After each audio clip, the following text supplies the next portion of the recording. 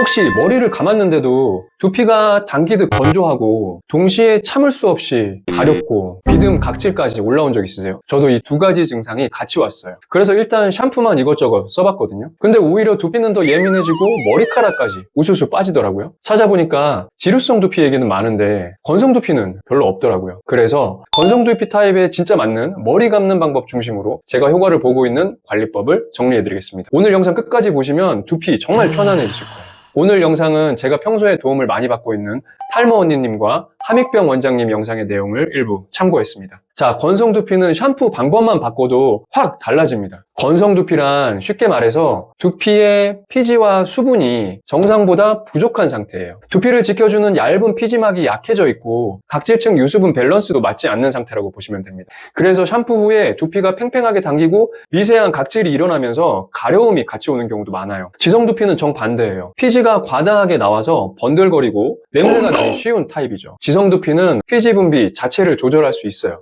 지성 두피나 복합성 두피 관리법이 궁금하신 분들은 영상 하단 고정 댓글에서 확인하실 수 있어요. 오늘 이야기할 건성 두피는 약으로는 근본 개선이 어렵습니다. 애초에 건강한 피지가 부족해서 생기는 문제거든요. 그래서 건성 두피는 올바른 샴푸 방법과 보습으로 유수분의 균형을 맞춰주는 게 사실 최선입니다. 저는 여기에 호호바 오일을 추가로 씁니다. 호호바 오일은 피지 성분이랑 구조가 가장 비슷한 오일이라서 건성 두피에 자극 없이 잘 스며들거든요. 샴푸 전에 두피에 호호바 오일을 바르고 20분 정도 그대로 뒀다가 샴푸하시면 됩니다. 건성 두피는 샴푸를 너무 자주 하면 안 좋다는 말 들어보셨죠? 안 그래도 부족한 유분까지 씻겨나가서 그런 거거든요. 유분은 두피 수분이 날아가지 않게 막아주는 뚜껑 같은 역할을 하거든요. 그 뚜껑이 없어지면 수분이 더 빨리 증발해서 건조함과 당김이 더 심해질 수 있어요. 땀을 많이 흘리거나 스타일링을 한 경우 같은 날을 제외하고 일반적인 건성 두피의 이상적인 샴푸 빈도는 2, 3일에 한 번씩입니다. 그런데 비듬 각질이 일어나거나 유분이 좀 생기고 종종 뾰루지가 나는 분들은 얘기가 다릅니다. 제 경우거든요. 이런 분들은 두피에 노폐물이 쌓이고 있는 거라서 오히려 샴푸를 해줘야 돼요. 그래서 매일 감아야 한다면 아침에는 약한 세정력의 샴푸를 소량이나 도부빈으로 가볍게 감아주시고 저녁에는 약산성 샴푸로 꼼꼼히 감아주시면 됩니다. 지금 쓰시는 샴푸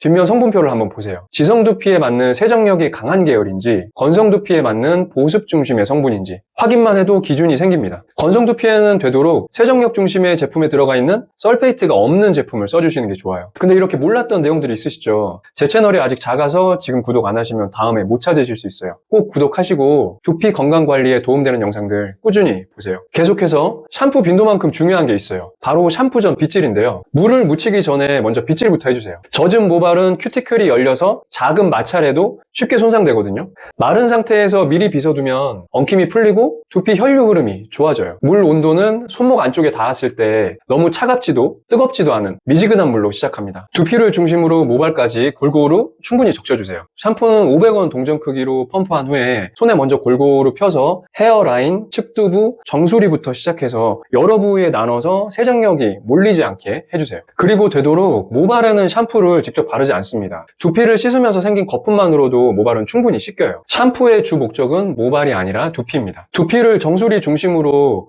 4등분 한다고 생각하세요. 손톱이 아닌 손 지문 부분으로 부드럽게 문질러줍니다. 헤어라인을 시작으로 가로로 한 번, 세로로 한 번, 측두부도 가로로 한 번, 세로로 한 번, 마지막에 손가락을 교차하면서 가운데 부분을 꼼꼼히 씻어주세요. 이걸 한 세트로 두세 번 반복해주세요. 이때 얼굴과 헤어라인 경계선, 정수리보다 약간 뒤쪽, 뒤통수와 목 경계선 이 세 군데를 특히 신경 써주세요. 헤어라인이랑 정수리는 원래 피지선이 발달한 부위예요. 그래서 피지와 각질이 잘 쌓이고 염증도 잘 생기는 자리로 알려져 있습니다. 그리고 목덜미, 피지 문제보다 스트레스나 피로가 쌓이면 트러블이 올라오는 자리로 알려져 있어요. 그래서 저는 씻을 때 이 세 군데를 주로 신경 쓰는데 헤어라인, 정수리는 피지 관리, 목덜미는 컨디션 관리라고 생각하시면 됩니다. 특히 긴 머리의 여성분들은 이 부분이 모발에 덮여서 잘 안 씻기는 경우가 있거든요. 꼼꼼히 씻어주시고요. 2분 이상 충분히 헹궈줍니다. 세면대에 물을 받아서 두피를 담그고 헹구면 훨씬 꼼꼼하게 헹굴 수 있는데 저는 숙이는 게 여간 힘든 게 아니라서 손을 물 받는 것처럼 해서 두피에 물이 머물렀다가 갈 수 있도록 합니다. 잔여물이 자극이 되기 쉬우니까 이 부분은 절대